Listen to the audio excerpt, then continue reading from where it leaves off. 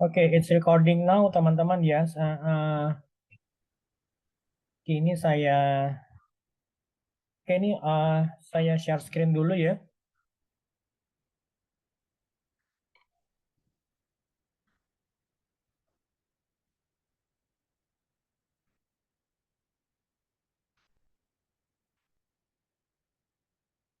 Oke, pertemuan sebelumnya ini kita berbicara tadi ya, seperti saya jelaskan mengenai strategi proses. Jadi, kita mulai dulu dari apa sih sebenarnya definisi dari proses gitu loh.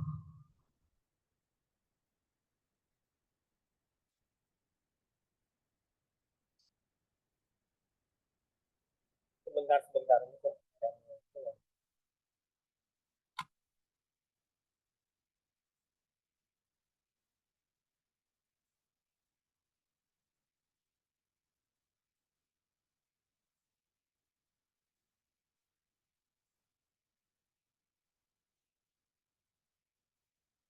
Oke, definisi dari proses. Jadi, proses merupakan tahapan-tahapan. Jadi, ada urutan-urutan atau step-step yang memang harus kita lakukan secara berurut dan kita tuh tidak bisa melangkai satu proses terhadap proses yang lain. Jadi proses ini merupakan suatu kegiatan yang memang sifatnya itu selalu berulang gitu ya teman-teman ya.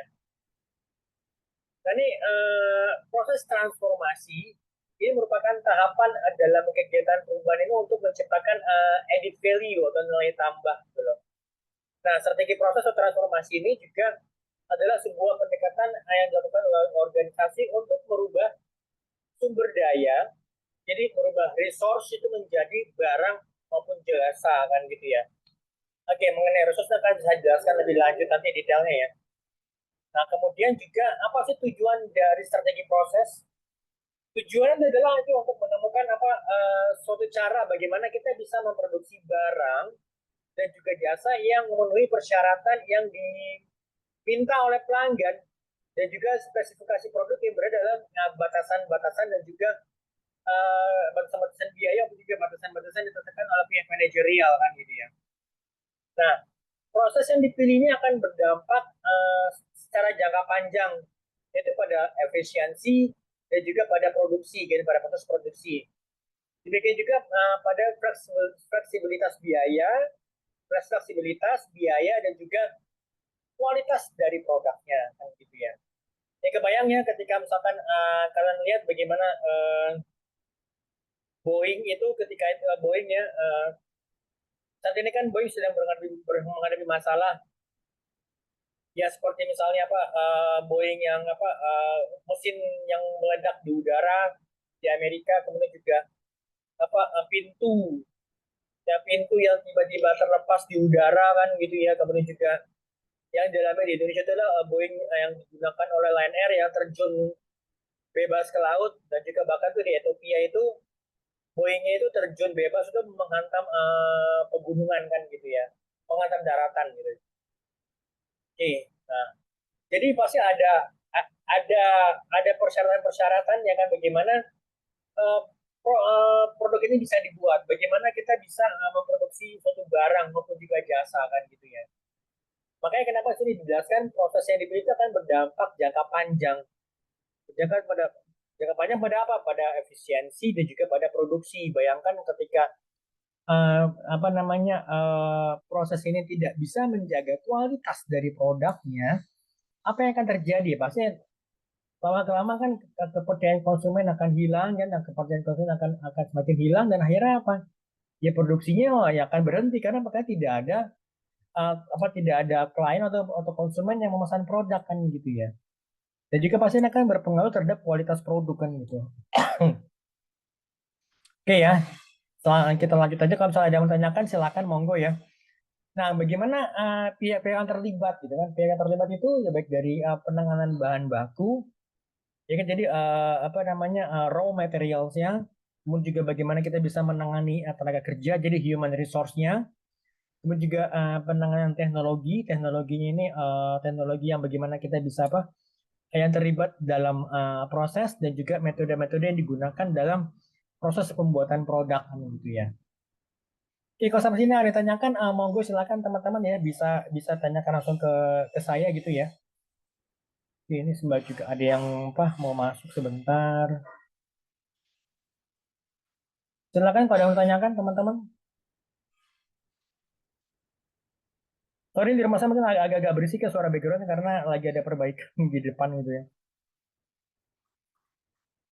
Oke, ini saya balik lagi ke apa namanya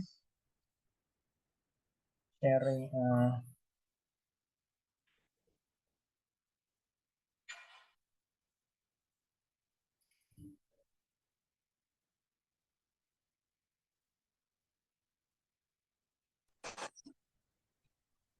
Oke ya, ini setelah kalian bisa lihat di layar kalian ya, jadi ada banyak yang terlibat itu baik dari tadi yang apa bahan baku, kemudian juga tenaga kerjanya, kemudian juga teknologi yang digunakan dan juga metode yang digunakan pada bagaimana pada proses produksinya ini kan gitu ya.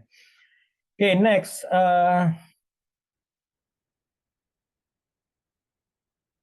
Apa sih teknologi ini? Definisi dari teknologi. Nah, sekarang kita bicara mengenai teknologi. Karena kita kan berbicara banyak mengenai teknologi, teknologi yang digunakan untuk apa? Untuk memproses produknya ini kan ya. Teknologi merupakan kemampuan manusia dalam menggunakan metode dan juga peralatan untuk menghasilkan suatu produk gitu ya.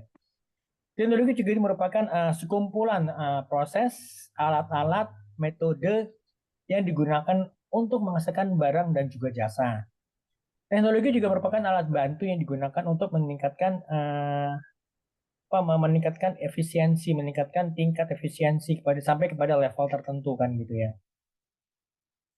Jenis-jenis teknologi yang digunakan apa saja? Jadi menurut kecanggihannya itu teknologi itu terbagi menjadi tiga. Jadi mulai dari teknologi yang sifatnya tradisional. Jadi pengolahan produksi ini dengan masih menggunakan tangan, jadi masih handmade kan gitu. Yang lebih dominan handmade. Sedangkan kalau peralatan yang digunakan itu sangat sederhana kan. Bayangkan kalau misalkan kalau kalian pernah datang mana ke misalnya kalau ke warung pizza gitu, ke warung pizza yang memang pizza itu masih benar-benar adonan pizzanya benar-benar masih dibuat dengan menggunakan tangan handmade gitu. Jadi yang bisa jadi mungkin walaupun sama-sama bentuknya sama-sama bundar gitu lingkaran pizzanya itu, tetapi kita bisa ngelihat oh misalnya ya ternyata memang terlihat bisa terlihat bahwa memang masih masih handmade kan gitu ya. Nah, jadi seperti itu jadi handmade. Jadi memang masih benar-benar menggunakan tangan. Kemudian masalah seperti kayak batik tulis kan itu memang masih menggunakan handmade ya karena masih menggunakan tangan berbeda dengan batik yang printed atau batik cap gitu ya. Memang ya pasti memang harganya akan jauh lebih mahal kalau misalkan kita misalnya membeli batik yang batik tulisnya kan gitu ya. Ini sebentar udah mau masuk. Iya, ini udah bisa masuk. Oke, kemudian yang kedua teknologi mekanik. Jadi teknologi yang memang menggunakan energi listrik gitu. Ada bantuan energi listrik gitu ya. Lalu yang ketiga office atau automation gitu, office automation. Jadi teknologi maju yang memang sudah menggunakan komputer. Jadi komputer itu yang lebih dominan kan gitu ya. Jadi di antara sekian jenis teknologi yang digunakan yang memang berbasis komputer ini memang yang paling canggih gitu loh. Karena mampu membantu dan juga menggantikan berbagai kemampuan manusia, baik dari sisi tenaga maupun juga dari sisi disiplinnya, sehingga mampu mencapai tingkat efisiensi yang tinggi kan. Oke, sampai sini ada tanya mungkin teman-teman monggo silakan kamu tanyakan.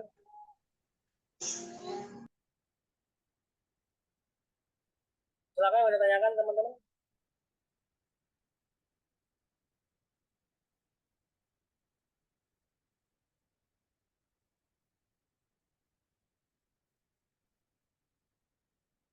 Oke ya, kita lanjut ya. Oke, nah kemudian jenis-jenis teknologi yang berbasis pada komputer. Jadi ada yang namanya computer aided design atau sering juga disebut dengan CAD. Jadi teknologi komputer digunakan untuk merancang produk lengkap dengan spesifikasi yang dibutuhkan, yang dikehendaki gitu ya. Kemudian yang kedua, step for exchange of product data. Jadi teknologi yang melakukan pertukaran informasi yang sudah distandarkan sebelumnya kan gitu ya. Ada yang masuk. Oke, yang ketiga, sorry, computer aided manufacturing atau CAM. Jadi komputer yang khusus dirancang untuk mengendalikan peralatan produksi kan gitu ya. Oke, kemudian apa sih manfaat dari CAD/CAM atau dari computer aided manufacturing dan juga computer aided design? Manfaat yang pertama ya, yang pastinya organisasi atau perusahaan itu dapat merancang dan juga membuat produk yang memang berkualitas tinggi, gitu. Karena kita sudah tahu apa bahan-bahan atau raw material apa saja yang dibutuhkan kan gitu ya. Lalu kedua juga bisa memperpendek waktu perencanaan produk kan gitu kan ya. Kita bisa mengetahui istilah mengetahui perintilan itu dengan lebih cepat gitu ya. Lalu yang ketiga kita mampu menekan biaya operasional ya karena kenapa? Karena kita bisa menekan waktu desainnya, waktu perencanaannya pasti akan bisa menekan biaya operasional kan gitu ya. Dan juga pasti ya tidak tenaga kerja yang dibutuhkan akan lebih sedikit kan gitu karena semua sudah dibantu oleh komputer kan gitu ya. Lalu yang keempat menyediakan database yang lengkap. Database apa ya? Database kebutuhannya. Database untuk ada kebutuhan-kebutuhan dari bahan-bahan mentahnya, raw materials ya kan gitu ya. Begitu dan juga database bahan-bahan yang dibutuhkan dan kapan bahan ini bisa dibutuhkan kan gitu loh. Oke, next kita lihat sini ada tiga era teknologi ya. Jadi kita mulai dari era agraris. Jadi di mana teknologi pengolahan itu yang masih benar-benar bersifat tradisional gitu kan ya. Ya jadi benar-benar ya semuanya ya tadi seperti itu ya, masih menggunakan masih menggunakan tangan, masih menggunakan ya benar-benar ya masih benar agraris, jadi masih masih masih berdasarkan kepada uh, apa namanya kebutuhan kebutuhan pertanian kan gitu ya. Jadi kemudian yang kedua era industri. Jadi teknologi pengolahan yang sifatnya mekanik dan menggunakan energi listrik. Jadi sudah masuk pada era industri. Jadi listrik ini sebagai penggerak utamanya kan gitu ya. Lalu yang ketiga era informasi teknologi ditandai dengan adanya cara kerja yang bersifat jaringan. Jadi networking ini ya. Nah, jadi apa sih keuntungannya? Keuntungannya dari ketergantungan. Jadi ketergantungan kualitas dan waktu ini mendorong dikembangkannya teknologi untuk mempercepat aliran informasi. Jadi kita sekarang sudah masuk kepada era informasi. Jadi yang ditandai dengan adanya cara kerja yang sifatnya itu networking jaringan. Jadi yang memang ya kita sangat bergantung kepada teknologi kan gitu ya. Oke, sampai sini saya tanyakan karena saya mau coba kasih bahan yang sifatnya additional ya.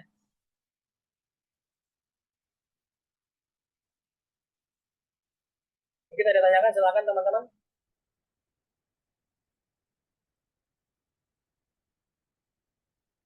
Oke, ini saya coba sebentar.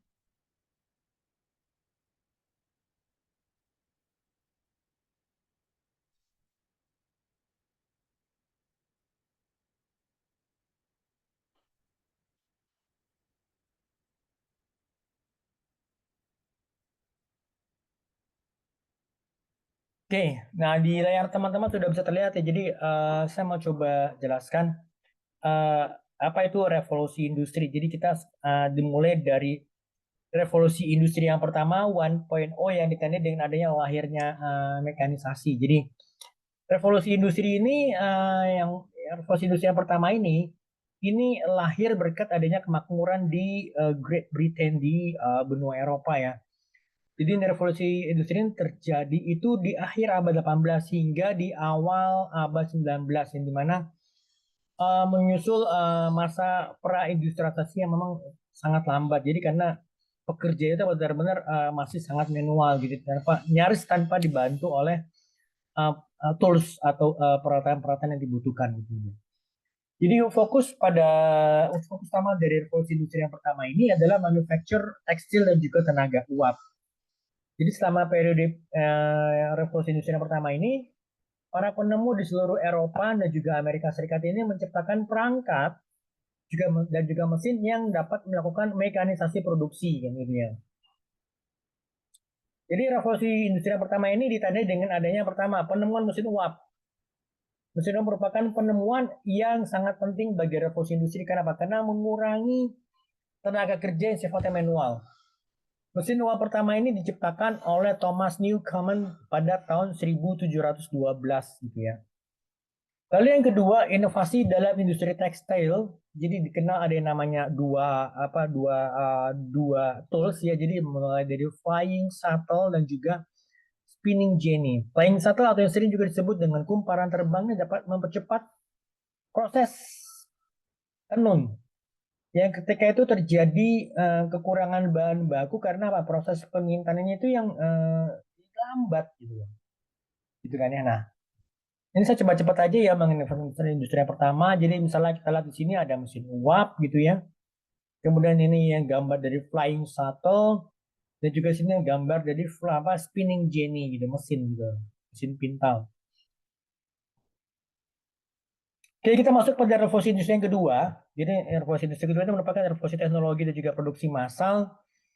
Revolusi industri yang kedua ini dimulai pada pertengahan abad ke-19 dan juga berlanjut sampai Perang Dunia Pertama di tahun 1914. Selama periode ini, jadi terdapat banyak kemajuan dalam bidang teknologi. Jadi pabrik kita itu masih jadi lebih mudah dan juga lebih cepat dalam memproduksi barang kan gitu ya. Revolusi industri ini membawa kemajuan besar dalam bidang pertanian, manufacture dan juga transportasi yang dimulai dari Inggris kemudian menuju ke belahan lain di benua Eropa gitu ya dan juga ke Amerika Utara. Baru setelah itu menyebar ke seluruh dunia kan gitu ya. Nah, penyebab utama dari revolusi industri yang kedua ini adalah karena apa? Karena tersedianya sumber daya alam, pasokan sumber daya yang melimpah begitu ya. Kemudian juga pasokan tenaga kerja yang melimpah. Apalagi misalkan ketika itu masih dari apa? Inggris masih menguasai beberapa negara-negara jajahan ya baik di Asia, kemudian juga terutama di benua Asia, kemudian juga di Kanada, di Amerika, kemudian juga masih dari beberapa benua lainnya ya.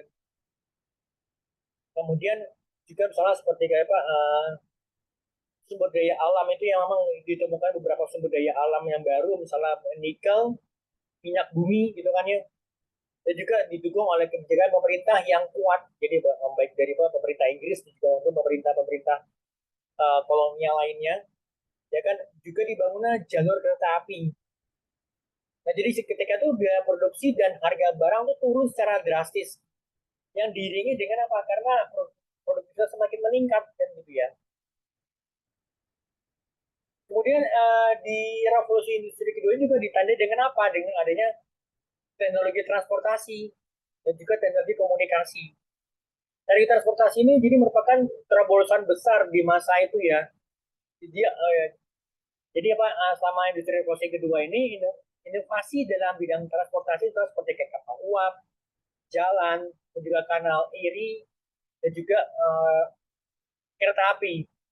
Jadi di mana transportasi ini dapat menghubungkan komunitas yang jauh dan juga yang sebelumnya memang terisolasi gitu kan ya. Lalu yang kedua teknologi komunikasi.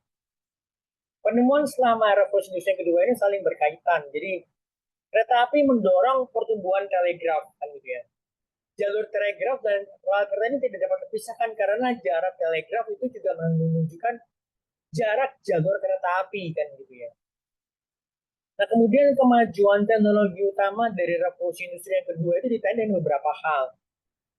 Di tahun 1870 itu ditemukannya sinyal otomatis, kemudian ditemukan juga rem, diciptakannya beberapa tools yang lain, beberapa perangkat yang lain seperti telepon, lampu pijar, dan juga mesin ketik.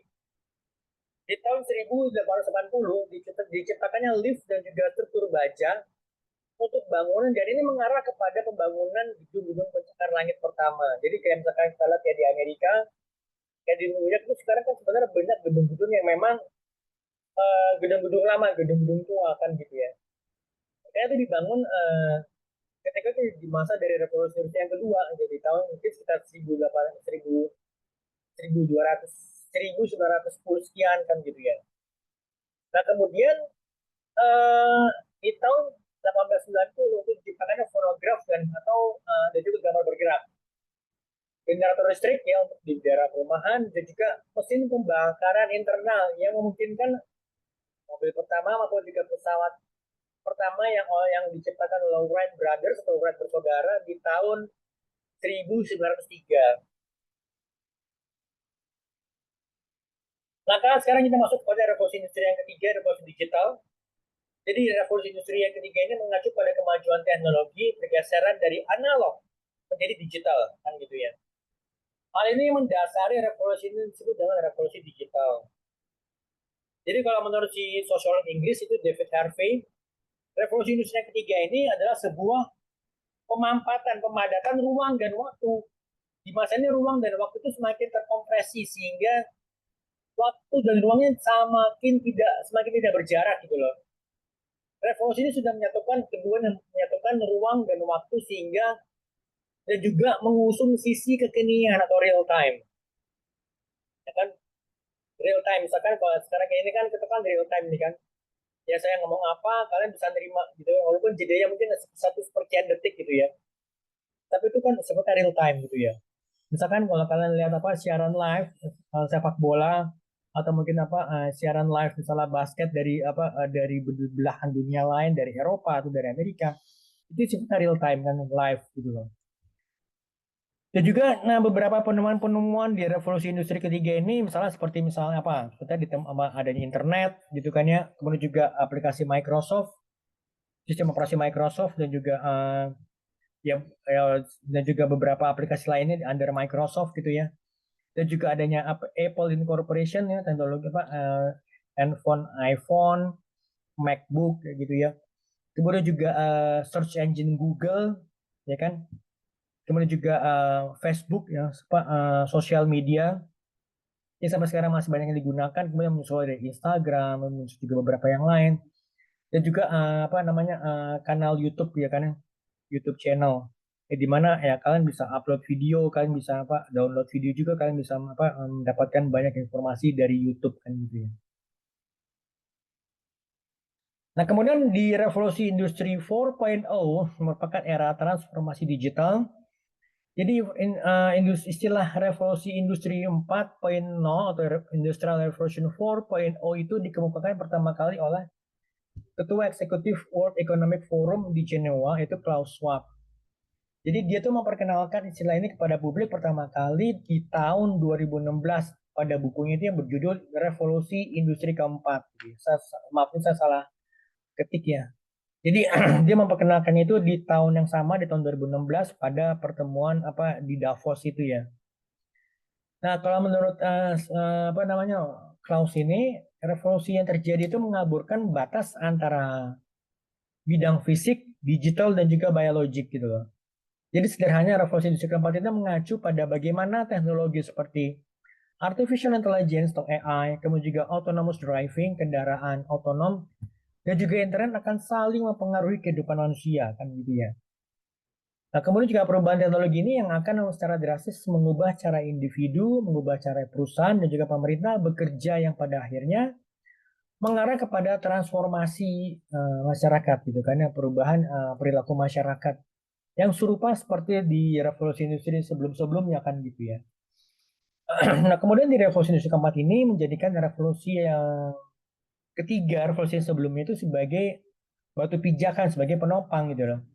Revolusi industri keempat ini menekankan pada teknologi digital yang beberapa tahun terakhir ini berkembang dengan sangat pesat berkat adanya interkonektivitas dengan memanfaatkan Internet of Things atau IoT gitu ya.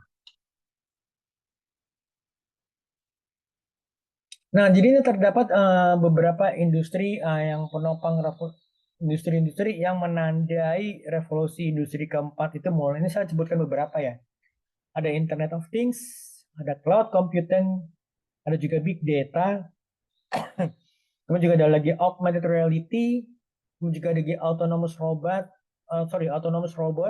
dan juga additive manufacturing. Atau mungkin yang kalau kalian mungkin lebih mengenal dengan istilah apa 3D printing gitu ya. Mungkin kalau kalian pernah lihat di YouTube lah paling gampang tuh 3D printing itu yang benar-benar dia bisa mendisrupsi misalnya mendisrupsi bagaimana rumah itu properti itu misalnya seperti rumah itu dibangun ya mungkin kalau menggunakan tukang itu ya satu rumah itu mungkin butuh waktu misalnya 1 bulan lah paling lama ya untuk rumah yang sederhana misalnya rumah yang 2 kamar gitu ya di rumah 2 kamar tidur 1 kamar mandi ruang tamu gitu ya rumah kecil. Nah kalau dengan menggunakan menggunakan digital printing ini ya pengerjaan akan jauh lebih cepat dan juga ya jauh lebih bersih kan gitu ya kan dan juga pastinya menghemat bisa menekan pengeluaran apa karena misalnya tidak dibutuhkan ya tukang gitu kan mungkin tukang yang harus kerja di kota borongan pasti kan kalau bangun rumah itu kan nggak mungkin cuma pakai dua tukang kalau mungkin butuh 4 atau 5 tukang kan gitu ya gitu oke nah sampai sini mungkin teman-teman ada yang menanyakan monggo silakan nanti kan saya share bahan-bahannya itu di grup ya teman-teman ya jadi mengenai tadi apa mengenai revolusi industri kan gitu ya oke nah saya coba balik lagi kepada.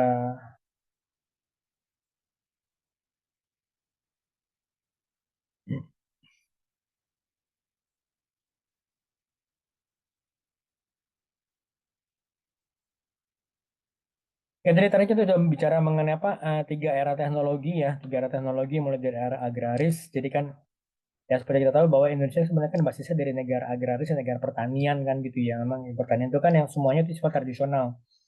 Ya mulai dari ngebajak sawah menggunakan kerbau kan gitu ya. Kemudian kita juga bercocok tanamnya masih apa? Ya kita masih petani masih mencangkul kan gitu ya. Nah seperti itu. Nah, kemudian ini nanti kan akan dirubah atau didisrupsi dengan salah menggunakan apa mesin kan gitu ya, mesin untuk membajak yang tidak mungkin kalau membajak ke sawah atau menggunakan kerbau ya sekarang yang kita menggunakan mesin kan gitu ya ya pasti kerjanya akan jauh lebih cepat kan gitu ya oke nah kemudian kita lihat sini ada 4 strategi proses mulai dari kita yang fokus pada proses jadi fasilitas produksi diatur di sekeliling proses untuk menghasilkan produk yang rendah volumenya tetapi memiliki variasi yang tinggi jadi volume produksi itu rendah tetapi variasinya tinggi. Misalnya apa? Soalnya seperti kita perusahaan menghasilkan mesin-mesin, kemudian juga rumah sakit, ya kan ya. Sebenarnya kan volumenya rendah, tapi variasi tinggi jika ada rumah sakit itu kan memberikan proses itu kan ada beragam kan gitu ya, dan juga restoran. Lalu yang kedua yang fokusnya berulang, jadi fokus produksi berorientasi pada produk yang menggunakan modul. Jadi ada lini perakitan yang klasik, jadi ada production line-nya di situ gitu loh. Lalu yang ketiga fokus pada produk. Jadi fasilitas produksi diatur di sekeliling proses untuk bisa menghasilkan produksi yang bervolume tinggi dan juga variasinya rendah. Jadi volumenya tinggi tetapi variasinya rendah kan gitu ya. Kemudian juga yang keempat mass customization. Jadi proses pembuatan produk barang dan jasa ini yang dapat memenuhi keinginan pelanggan yang semakin unik dan secara cepat dan murah gitu kan. Jadi kita bisa menciptakan produk itu yang sesuai dengan kebutuhan dari masing-masing pelanggan dan kita bisa menciptakannya itu secara unik dan juga cepat dan pastinya tuh juga biayanya terjangkau alias murah kan gitu ya. Jadi sebenarnya kan yang dibutuhkan jadi misalkan kalau dalam bidang fashion gitu ya kan misalnya seperti factory outlet bagaimana apa namanya factory outlet bisa menjual produk yang memang unik gitu kan ya produk yang memang apa tidak apa yang tidak ada tiruan atau mungkin yang sifatnya customization tapi bisa tapi itu harganya terjangkau kan gitu ya. Oke, misalnya kita lihat sini matriks proses, volume dan juga variasi kan gitu ya. Kita bisa lihat di sini ya, baik dari mulai volumenya rendah, kemudian juga proses yang berulang-ulang sampai kepada yang volume tinggi kan gitu ya. Oke, kita lihat sini perbandingan 4 tipe proses mulai dari uh, fokusnya pada proses yang menghasilkan produk dengan jumlah variasi tinggi, kemudian juga apa fokus berulang, jadi produknya itu terstandarisasi dengan beragam pilihan Fokus pada produk itu menghasilkan produk dengan jumlah yang banyak dan variasi rendah. Nah, kemudian kalau mass customization itu menghasilkan produk dengan jumlah yang banyak dan juga variasinya tinggi kan gitu ya. Karena kesempatan mass customization gitu loh. Lalu yang kedua itu sifat dari apa perbandingan dari empat ini kalau fokus pada proses itu peralatan itu memiliki fungsi yang sifatnya umum. Fokus berulang peralatan membantu khusus digunakan pada lini perakitan. Fokus pada produk itu peralatan memiliki fungsi yang khusus dan juga mass customization peralatan sifatnya fleksibel. Nah, kalau dari segi operatornya itu pada fokus pada proses ini uh, operator memiliki keterampilan umum dan luas. Jadi kemudian kalau pada fokus berulang tuh karyawan tuh dilatih seadanya karena ya karena kan melakukan pekerjaan yang sama gitu loh. Ya kan selama 8 jam sehari pekerjaan yang sama kan gitu ya. Sehingga akhirnya apa? Karyawan akan bisa digantikan oleh robot gitu kan ya. Ya kan pekerjaannya sama kok selama 8 jam sehari kan gitu ya. Fokus pada produk dan operator ini memiliki keterampilan yang tidak terlalu beragam kan gitu ya. Karena apa? Ya produknya sudah jelas kan gitu ya. Setiap operator akan melakukan akan fokus pada produk tersebut kan gitu ya. Nah kemudian kalau mass customization itu operator tuh dilatih apa supaya bisa fleksibel, supaya bisa melakukan customization kan gitu ya. Nah kalau produk yang fokus pada proses ini terdapat beragam panduan kerja. Nah kalau yang fokus yang berulang itu uh, jadi apa namanya kita bisa mengurangi pelatihan dan perubahan dalam apa dalam dalam bekerja kan gitu ya. Nah kemudian juga fokus pada proyek itu pesanan kerja dan paduan kerjanya itu sedikit nggak banyak gitu loh. Nah kemudian kalau untuk yang mass customization itu terdapat banyak terdapat beragam panduan kerja kan gitu ya. Oke, sedikit lagi nanti kita masuk ke sesi kedua ya karena ini kan dibatasi 40 menit ya. Oke, untuk yang perbandingan yang berikutnya itu, kalau kita lihat kalau memang yang fokus pada proses ini, itu persediaan bahan baku tuh relatif tinggi, ya kan? Karena fokusnya pada proses kan gitu ya. Nah kita nggak tahu nih kebutuhan itu berapa banyak atau seberapa seberapa mencukupinya kira-kira bahan-bahan bakunya jasa. Terkadang mungkin bisa jadi bahan bakunya itu kekurangan, kita kekurangan bahan baku atau bahkan mungkin bahan baku itu menumpuk di gudang. Kenapa? Karena kita fokusnya pada proses kan gitu ya. Nah, kalau fokusnya berulang ya kita menggunakan teknik JIT, just in time. Karena apa? Karena kita bisa mengetahui, kita bisa memprediksi seberapa banyak sih kebutuhannya gitu, kebutuhan bahan-bahan bakunya kan. Gitu. Kalau kita fokusnya pada produk, dia persediaan bahan baku itu relatif rendah kan gitu ya. Nah, kemudian kalau mass customization itu persediaan bahan baku itu relatif rendah kan gitu ya. Ya, seperti kita tuh melakukan customization gitu loh. Nah, kemudian kalau yang berikutnya itu barang setengah jadi itu tinggi dibandingkan dengan outputnya. Kalau fokus berulang itu ya kita tetap masih menggunakan tekniknya just in time. Kemudian kalau apa namanya barang setengah jadi itu lebih rendah dibandingkan dengan outputnya. Kemudian juga apa namanya penerapan just in time, Kanban juga lean production gitu loh. Nah, kalau kita sini di nomor 7 ini kita bicara mengenai unit yang bergerak itu unit itu bergeraknya perlahan pada dalam pabrikannya apa karena ya fokusnya pada proses gitu loh. Kalau fokusnya berulang pergerakan unit itu diukur dalam satuan jam dan juga hari karena kita ya karena berulang prosesnya gitu loh. Oke, kemudian juga pergerakan itu cepat kalau pada produk itu. Nah, kalau mass customization itu pergerakan itu cepat dalam fasilitas yang kita miliki kan gitu ya. Nah, yang nomor 8 ini produk itu biasanya diproduksi sesuai dengan pesanan dan tidak disimpan. Nah, kalau yang fokus berulang ini produk jadi itu diproduksi sesuai dengan pastinya sifatnya itu berkala. Jadi kita melakukan forecast penjualan. Kira-kira penjualannya forecast penjualan mungkin setiap 3 bulan gitu, karena kita lakukan forecast, bahkan mungkin forecast itu setiap bulanan gitu loh. Nah ini jadi ini kalau yang di fokus pada produk ini diproduksi sesuai dengan forecast dan juga kita simpan. Nah kalau mass customization itu jadi itu diproduksi sesuai dengan pesanan, kan gitu ya. Oke,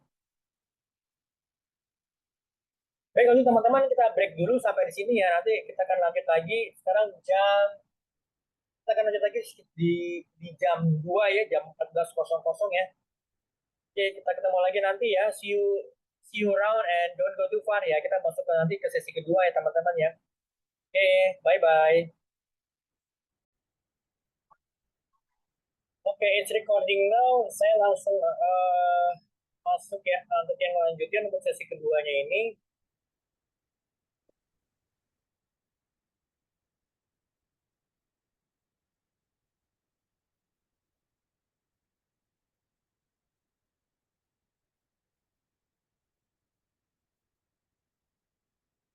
Oke, di layar teman-teman sudah bisa terlihat ya untuk yang di sesi kedua ini.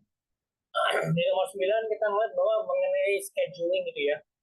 Kalau kita lihat scheduling ini, kalau untuk yang pada yang fokus pada fokus ini, urutan scheduling itu rumit gitu loh. Karena bagaimana fokusnya pada proses kan gitu ya. Nah kalau untuk fokus yang berulang ini, scheduling didasarkan pada pengembangan beragam model dan juga dilihat dari forecastnya gitu loh. Karena apa? Karena ya kan prosesnya berulang terus ya kan gitu ya.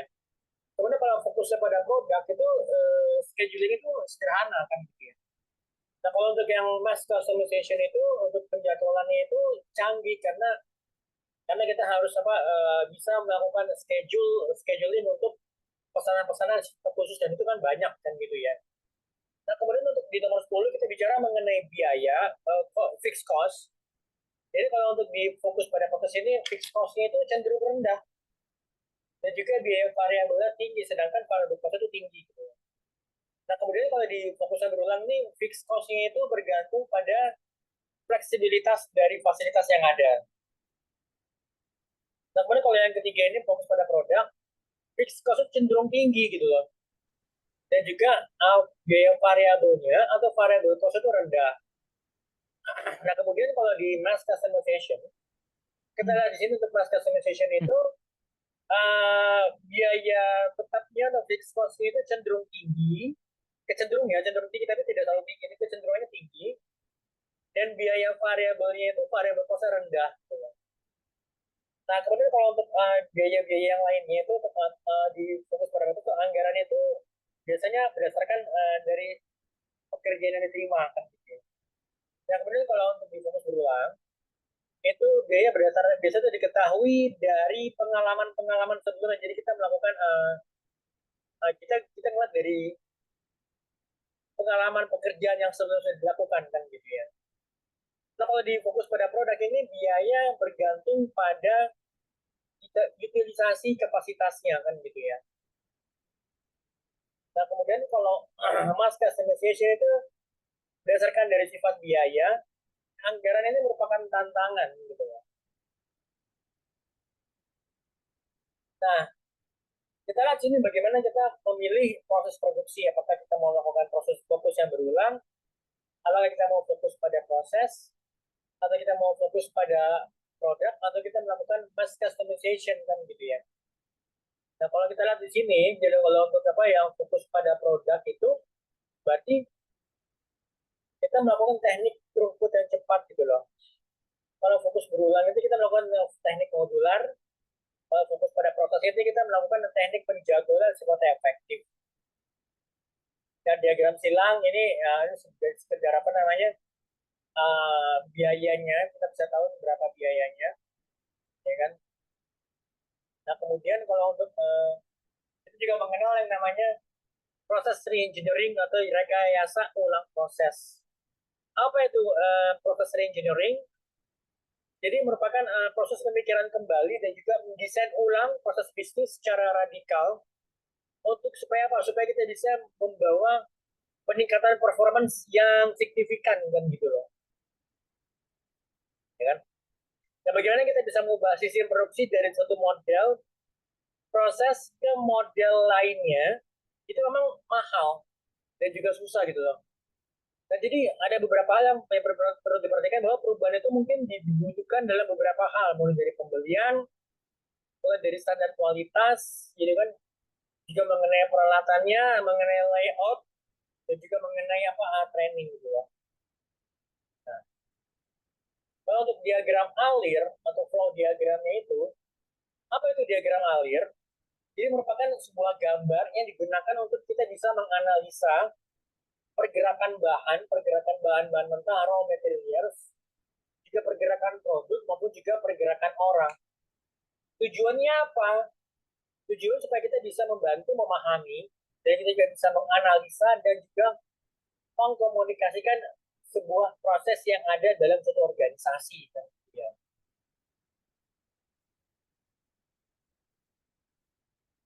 Pemetaan fungsi waktu, jadi ada time function mapping mulai dari sifatnya yang apa baseline time function map, kemudian juga target time function map, gitu kan ya. Kemudian value stream mapping, ini kita sebagai contoh aja, nah, kita bisa lihat sendiri. Kemudian juga ada proses chart atau diagram proses. Apa itu diagram proses? Itu diagram yang menggunakan simbol waktu, menggunakan simbol waktu dan juga jarak untuk mendapatkan cara yang paling objektif dan juga terstruktur untuk menganalisa dan mencatat aktivitas yang membentuk sebuah proses kan gitu ya.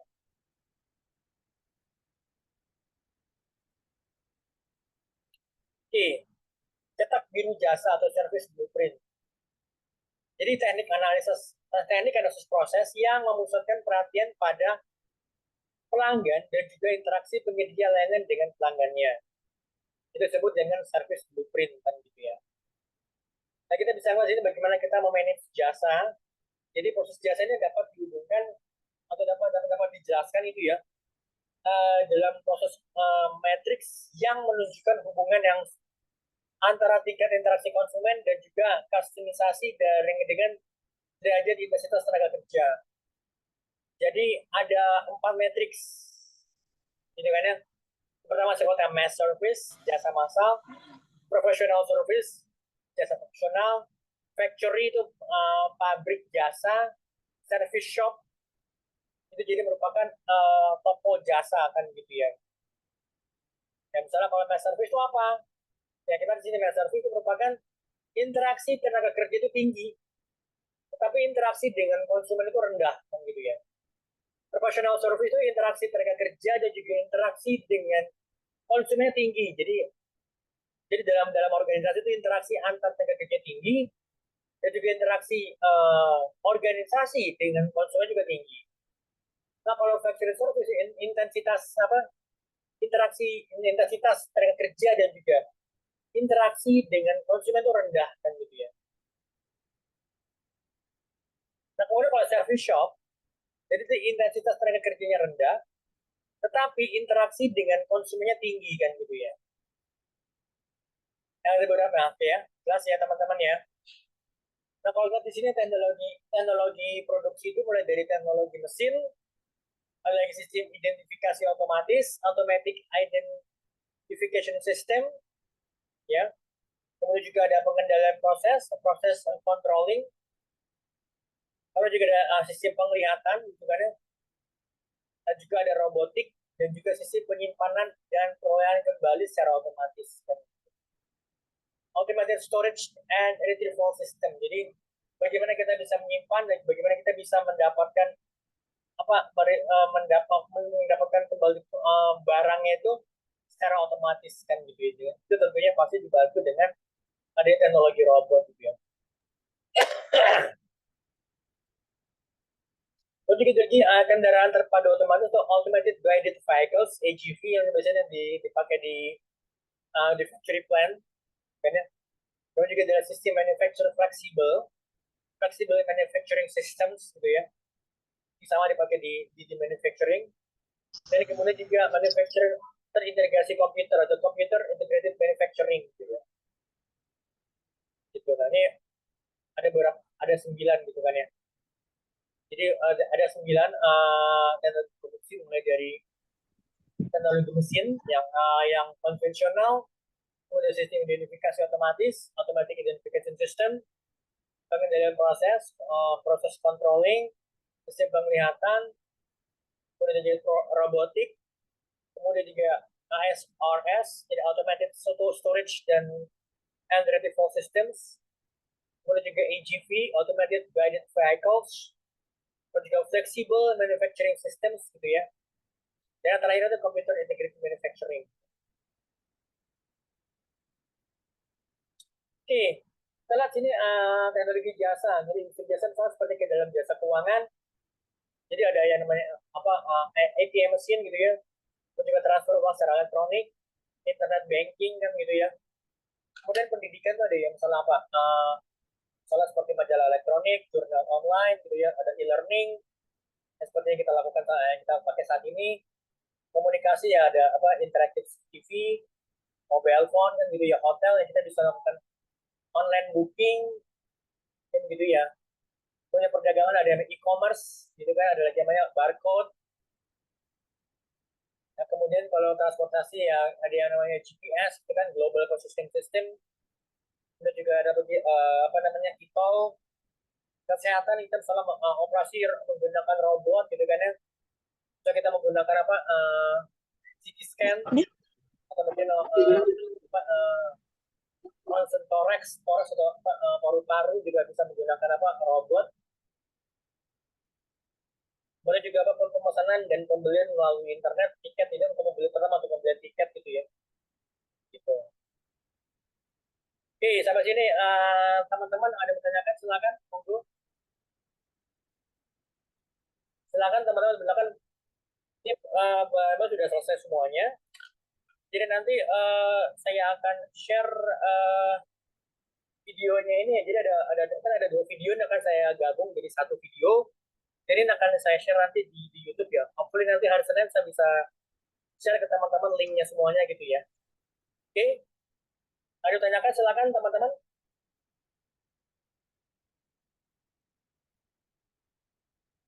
Oke, kalau enggak kita ketemu lagi nanti minggu depan ya teman-teman semuanya ya.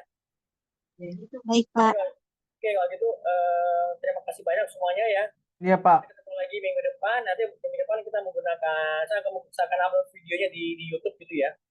Jadi kita nggak akan setiap kali pertemuan kita menggunakan Zoom meeting gitu ya, oke? Oke, tetap semangat semua teman-teman ya. Terima kasih banyak ya sudah hadir di Zoom meeting. Sampai ketemu lagi minggu depan. Tetap semangat. Wassalamualaikum warahmatullahi wabarakatuh.